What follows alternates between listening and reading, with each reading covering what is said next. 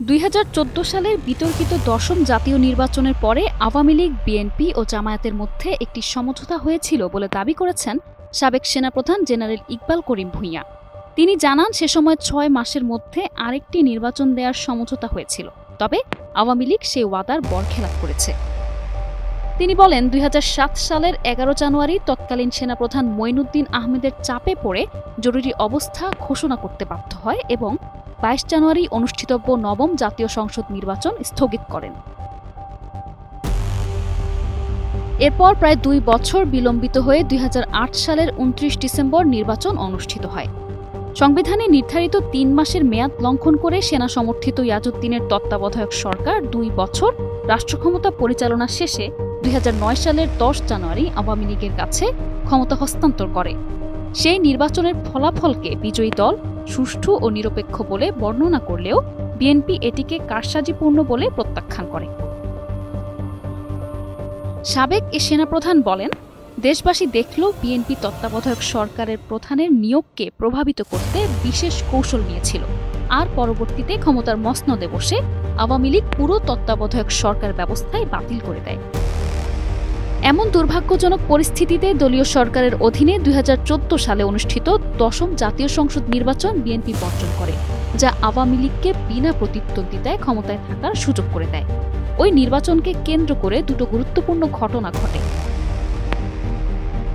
প্রথমটি প্রকাশ্য 164 আসন আওয়ামী লীগ বিনা প্রতিদ্বন্দ্বিতায় নিয়ে নেয়। দ্বিতীয়টি গোপন কিছু পশ্চিমা দূতাবাসের চাপে নির্বাচনের 6 মাসের মধ্যে একটি অবাধ, সুষ্ঠু ও নিরপেক্ষ নির্বাচন অনুষ্ঠানের বিষয়ে আওয়ামী লীগ, বিএনপি ও জামায়াতের মধ্যে সমঝোতা হয়।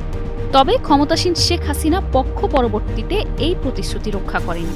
তখন নির্বাচন পরিচালনা ও প্রতিরোধ সামলাতে সেনাবাহিনীকে ব্যবহার করা হয়নি। এরপরও সেই নির্বাচনে আওয়ামী লীগকে সহায়তা করার অভিযোগ এনে বিএনপি সেনাপ্রধানকে দায়ী করে। যদিও কিভাবে সেনাবাহিনী সহায়তা করেছিল তার সুস্পষ্ট কোনো প্রমাণ বিএনপি কখনো দিতে পারেনি। ইকবাল করিম ভূঁইয়া আরও লেখেন, সেনাপ্রধান মঈন আহমেদ ও তার সহযোগীরা 2007 সালে যা করেছিল, একজন পেশাদার সেনা কর্মকর্তা হিসেবে আমি তেমন কিছু করতে রাজি ছিলাম না। আমার ও আমার অধীনস্থ সেনা সদস্যদের প্রাতিষ্ঠানিক দায়িত্ব সংবিধানের প্রতি অনুগত থাকা যতক্ষণ না কার্যকর রয়েছে। তাহলে কোন যুক্তিতে আমি সেই শপথ ভঙ্গ করতাম? তিনি আরও বলেন, যদি কোনো রাজনৈতিক দল এটি হীন স্বার্থে সংশোধন করে, তবে সেটি রাজনৈতিকভাবে মোকাবিলা করার দায় ও কর্তব্য বিরোধী দলগুলোর। রাজনৈতিক সমস্যা সমাধানের দায়িত্ব সেনাবাহিনীর নয়। সন্তুষ্ট চিত্তে সেনাপ্রধানের মেয়াদ আমি সম্পন্ন করতে পেরেছিলাম, এজন্য যে ক্ষমতা দখলের লোভ আমাকে দায়িত্ববোধের প্রতি মনোযোগ বিঘ্ন সৃষ্টি করতে পারেনি। দ্বিধাহীনভাবে আজ বলতে পারি, সে সময় আমার হাতে কোনো বিকল্প ছিল না।